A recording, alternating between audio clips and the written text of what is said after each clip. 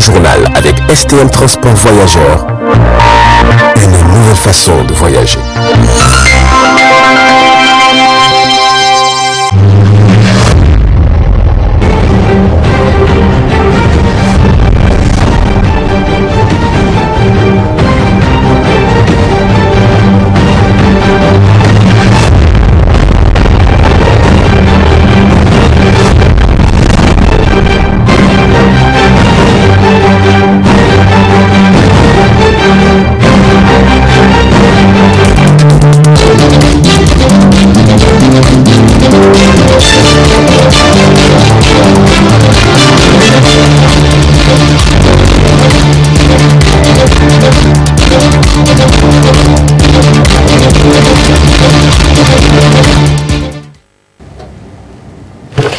Monsieur Rama, bonsoir et ravi de vous retrouver à travers cette édition d'information sur Tambra Télévision en ce mardi 15 février 2022 et toutes nos excuses pour ce léger retard indépendant de notre volonté.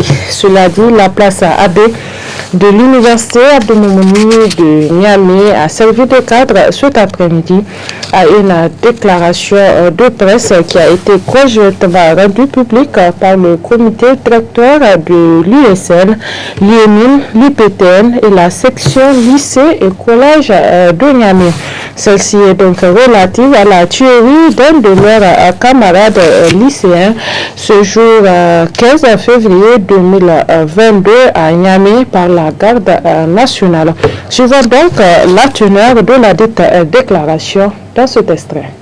Un note scolaire ce mardi 15 février 2022 aux environs de 11h aux alentours du CG Bagdad du Recasement.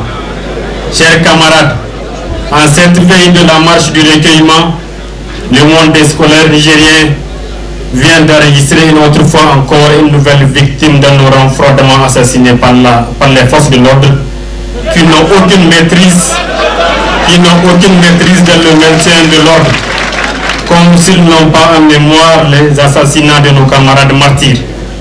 Ces forces de désordre viennent encore d'endeuiller le monde scolaire dans un contexte où même les revendications les plus légitimes de l'USN ne sont pas encore satisfaites. Chers camarades, il s'est agi d'un assassinat prémédité et orchestré contre notre camarade Nouridine Aliou-Sebou, qui avait assisté à une caravane organisée par son école, le CSP Niger de demain, étant en effervescence militante de la bonne commémoration des activités du 32e anniversaire, déjà en cours dans les sections et sous-sections de l'Union des scolaires nigériens. Ce dernier a succombé tragiquement face à la barbarie des éléments de l'ordre, qui les ont poursuivis, forces de désordre, qui les ont poursuivis dans leur véhicule avec ses camarades, dont certains pris de panique avaient quitté les lieux dans une profonde psychose. Chers camarades militantes et militants, juste après les échauffourées entre les camarades et les éléments de la garde nationale de la gendarmerie et la police, d'autres véhicules étaient venus à renfort avec les éléments en cagoule, qui auraient tenté de vouloir soustraire le corps de la victime avec force, sans se faire dévisager par le camarade et surtout le public. C'est ainsi que le parent de la victime, les membres du comité directeur de l'USN et les transactions de Niamey se sont rendus sur les lieux du crime pour faire le constat amer et connaître les circonstances d'un tel acte monstrueux d'usage de force disproportionné par ses camarades étaient à main nue et ne portaient que leur sac de scolaire. Après quoi, nous nous sommes rendus au niveau du CHU de Lamordé pour accompagner le corps de la victime à la morgue où le constat du décès a été fait par le médecin-chef en présence des parents de la victime, de la police scientifique et de ses camarades que nous sommes. Chers camarades, tout à l'heure même, nous venons d'apprendre que la police judiciaire a interpellé les 4 autres camarades qui étaient dans le même véhicule que la victime. Notre cher camarade Nouridine Aliou-Sebou assassiné à la fleur de l'âge et arraché à l'affection de ses parents, de ses amis et du monde scolaire, paix à son âme.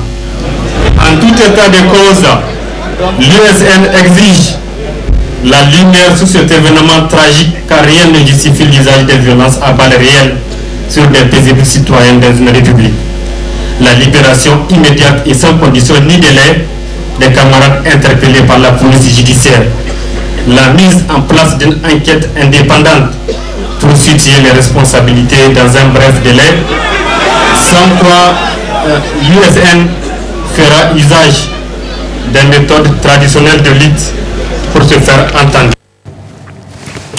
Dans le même registre, sortie médiatique du procureur de la République cet après-midi pour éclairer l'opinion publique sur l'événement qui a marqué cette journée.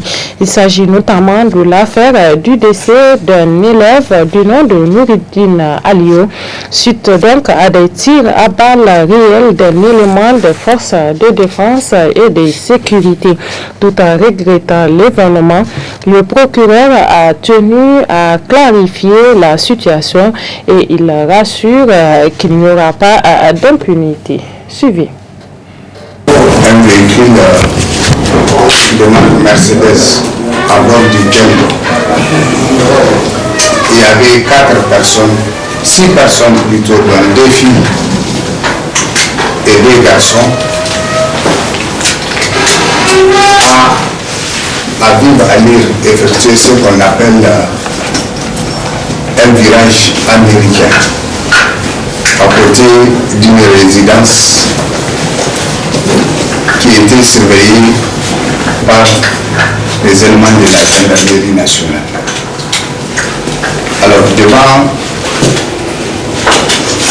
la vitesse avec laquelle le véhicule a foncé droit dans le poste qui assurait la sécurité, un des éléments justement de cette sécurité a tiré. Il a tiré 2 ou 4 fois et la balle a malheureusement atteint un des occupants du véhicule en question. Il s'agit du nommé Noureddine Alio. À son nom, c'est des événements qui sont regrettables. Chaque fois que la vie humaine est perdue, c'est des événements qui sont tout à fait déplorables. Devant la situation, nous avons immédiatement instruit la direction de la police judiciaire pour ouvrir une enquête pour nous permettre de comprendre ce qui s'est réellement passé et de cerner avec précision les contours de cette affaire. Sans désemparer, la police judiciaire a pris le dossier, elle a pris l'affaire en main et on a procédé à des auditions. Ces auditions nous ont permis d'identifier la personne qui a tiré sur les véhicules. Cette personne, il s'agit d'un agent de la gendarmerie nationale. Il a déjà été relevé et placé en garde à vue au niveau de la police judiciaire pour les besoins de l'enquête qui a été ouverte. L'enquête ne fait que démarrer. Nous allons veiller à ce que tout soit clarifié dans le cadre de cette affaire. Je garantis que tout sera fait pour que la vérité se manifeste. Je garantis également qu'il n'y aura pas d'impunité. Toutes les responsabilités seront situées et force restera à la loi. La suite de cette édition, Assemblée générale du syndicat national des conducteurs routiers voyageurs du Niger ce mardi 15 février 2022 au centre culturel Diadou Sékou de Niamey. Compte rendu Ibrahim Abdelkader et Ibrahim Kantama. Le renouvellement de la coordination de Niamey est touché des doigts. Les problèmes qui assaillent ces structures syndicales ont été à la base de cette assemblée générale du syndicat national des conducteurs routiers voyageurs du Niger. Après vérification des mandats des différentes communes représentées, l'on a assisté à la présentation du nouveau comité. Et une déclaration du comité de suivi a sanctionné la fin des travaux. Considérant les dispositions satisfaire du SNCRV qui disposait la durée du mandat syndical et obligation pour tous les bureaux de respecter ces dispositions. Considérant les violations multiples de nos textes par le bureau de passement de mandat, considérant l'acte de désaffiliation du SNCRV de l'ISN en violation de nos textes par ce bureau, considérant l'incendie du siège sciemment provoqué par le secrétaire général Mahmoud Idé pour cacher ces délits. Considérant la suspension par le secrétaire général de certains membres de camarades en violation des textes. Considérant le changement unilatéral du logo du SNCRV par le secrétaire général Mahmoud Idé en violation de nos textes. Considérant la dilapidation des biens financiers du SNCRV par le secrétaire général Mahmoud Idé qui doivent être sécurisés dans un compte ouvert à ces effets. Considérant le détournement par le secrétaire général Mahmoud Idé de biens offerts au SNCRV par l'Ecogar de Niamey et à la CAFER. Considérant le détournement par le secrétaire général Mahmoud Idé, le fonds ici de l'opération scellage des bis en partenariat avec la CESCAO. Nous, militants du SNCRV, réunis autour du comité de suivi du mandat syndical, dénonçons toutes les pratiques malsaines opérées par le bureau hors mandat. Décidons de retirer notre confiance à ce bureau. Plaçons toute notre confiance à ce comité. Nous dirons mandat pour convoquer le congrès ordinaire dans le meilleur délai. Plaçons un appel à toutes les coordinations régionales pour se joindre à nous en vue de faire échec au fossé de notre syndicat. À la fin de la séance, le nouveau comité exécutif à sa tête, Abdussalam Dodo, a été renvoyé à sa tâche pour un mandat de 4 ans. La population nigérienne fait face ces dernières années à une cherté de la vie, une situation qui effraie les citoyens nigériens. Cette hausse des prix des produits de première nécessité est observée sur le plan national.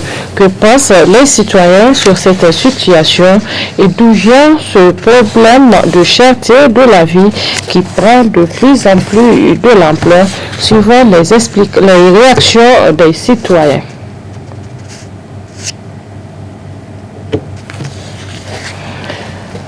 Je le disais tantôt que la population nigérienne a fait face ces dernières années à une cherté de la vie, une situation qui effraie donc les citoyens nigériens. Cette hausse des prix de produits de première nécessité est observée sur le plan national. Que pensent les citoyens sur cette situation et d'où vient ce problème de cherté de la vie qui prend de plus en plus de l'ampleur suivant les réactions des citoyens?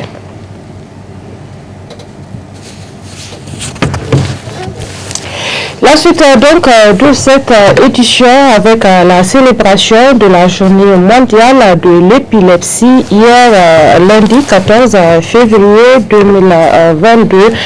À cette occasion, une de nos équipes s'est rendue au niveau du district sanitaire à Niamey 3 pour savoir qu'est-ce que c'est que l'épilepsie, quelles sont les causes et conséquences de cette maladie et comment se fait sa prise en charge. Réponse à toutes ces questions avec le médecin-chef Abou Abdraman. L'épilepsie, c'est un ensemble de maladies neurologiques, des affections neurologiques donc qui se manifeste par des convulsions en fait. Donc la personne, lorsqu'elle est atteinte par le mal, commence à faire des convulsions. Tout son corps est secoué par des contractions musculaires. Donc c'est une maladie en fait qu'on remarque le plus souvent chez des personnes qui sont adultes, mais chez les enfants aussi elle peut se présenter. Et chez les enfants, la plupart du temps, c'est ce qu'on appelle le petit mal commercial et l'épilepsie, sa forme adulte, qui peut se manifester chez les adultes, c'est ça qu'on appelle le grand mal. Donc en fait, c'est un état commercial qui se manifeste par en 3 phases d'habitude. Donc la première phase, c'est une phase qui est caractérisée par des contractions de tous les muscles du corps.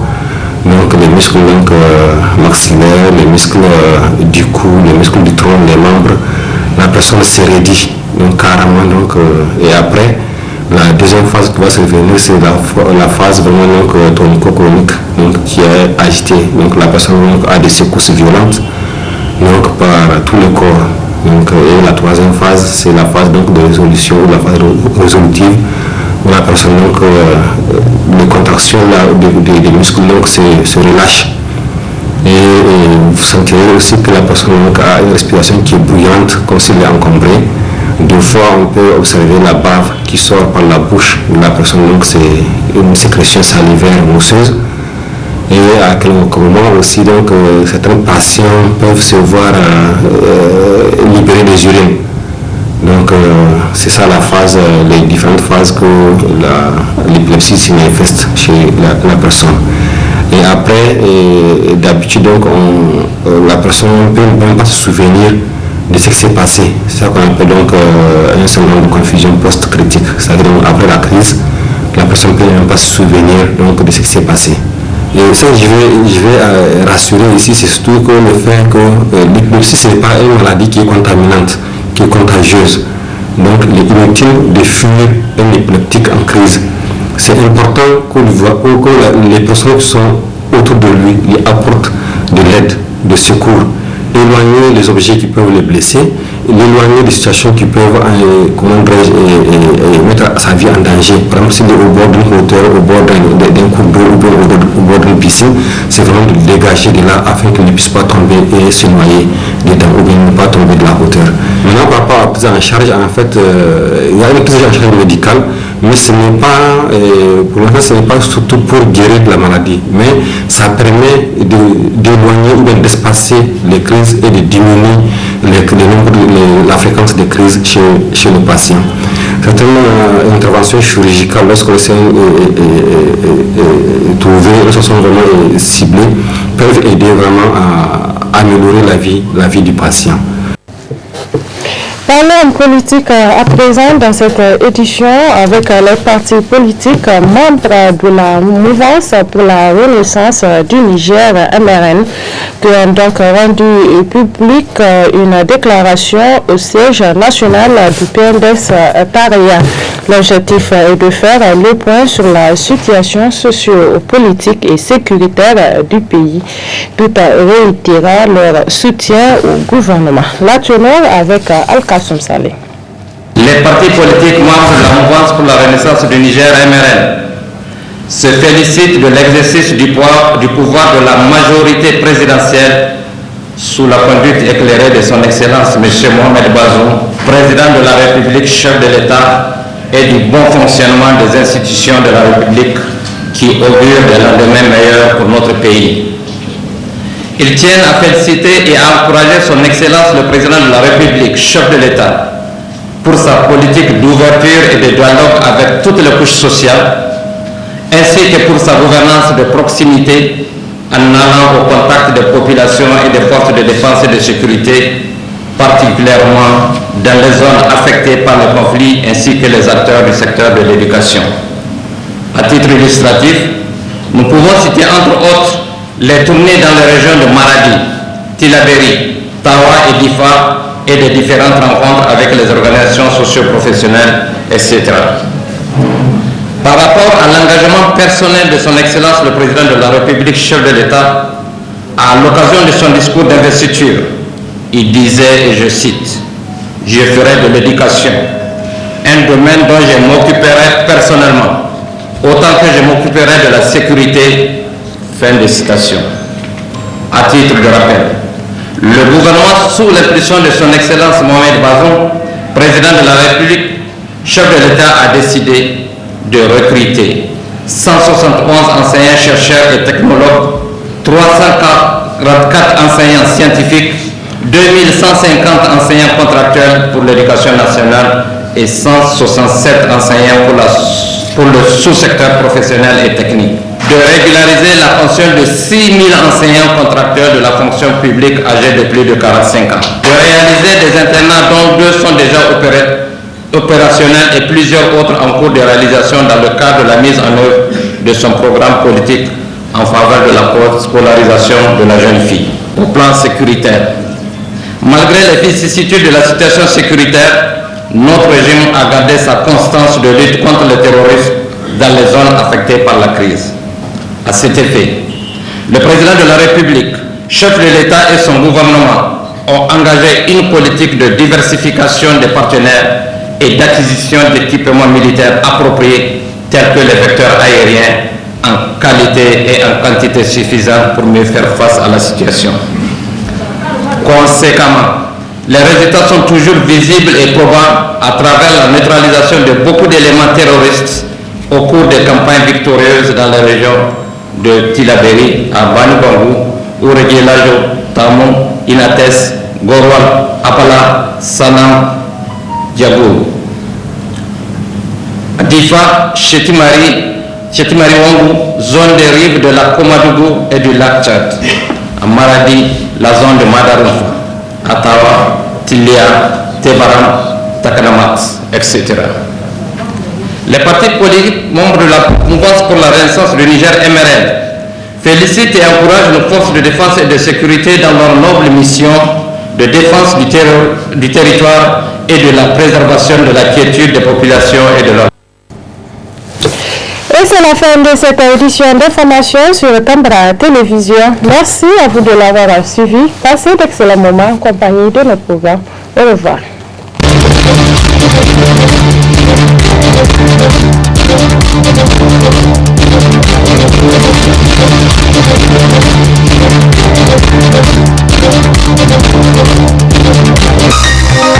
Ce journal vous a été présenté par STM Transport Voyageurs. Une nouvelle façon de voyager.